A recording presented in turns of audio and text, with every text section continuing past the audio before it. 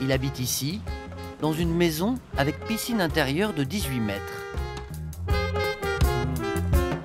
Allô, Abdallah? T'es sûr que c'est bon? T'es sûr que tout est réparé? Dans la piscine, il ne manque que l'eau, qui reviendra à la fin des travaux. Il y en a assez. Tu comprends? Je te parle de la lumière du milieu. La lampe. La fixation de la lumière ressemble pas aux autres, elle est différente. Demande à Saleh qu'il m'appelle. Bachar El-Masri, l'un des plus gros investisseurs de la ville, diplômé en chimie aux États-Unis, il a la nationalité américaine et palestinienne et une maison dans chaque pays. On n'est quand même pas les seuls à avoir une piscine ici, mais personne n'en a une aussi belle.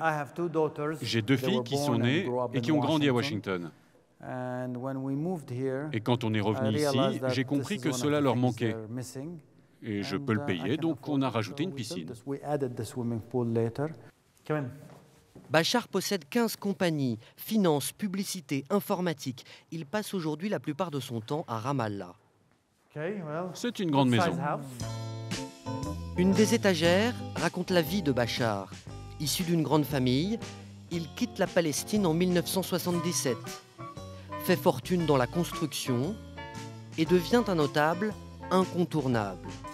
Photo dédicacée par Hillary Clinton. Bachar el-Masri a voulu revenir investir en Palestine dès le processus de paix en 1994, mais la situation ne le permettait pas. C'est une balle israélienne. Elle a traversé cette fenêtre et elle a terminé ici, alors que mes filles étaient là. Il y a eu des tirs, il y avait des balles partout. On était en danger, ma famille était en danger. Depuis l'apaisement de 2007, toutes les sociétés de Bachar investissent en Palestine. C'était son rêve.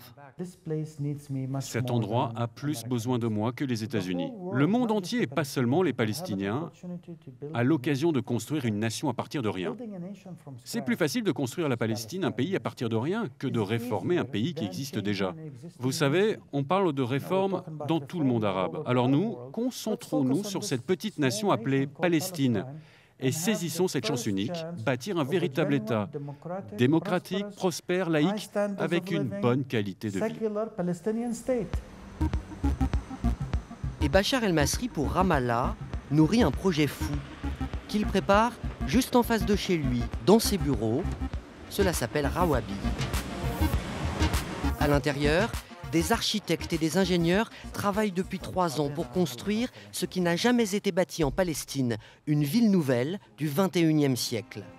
Pour l'instant, elle est là, dans les ordinateurs.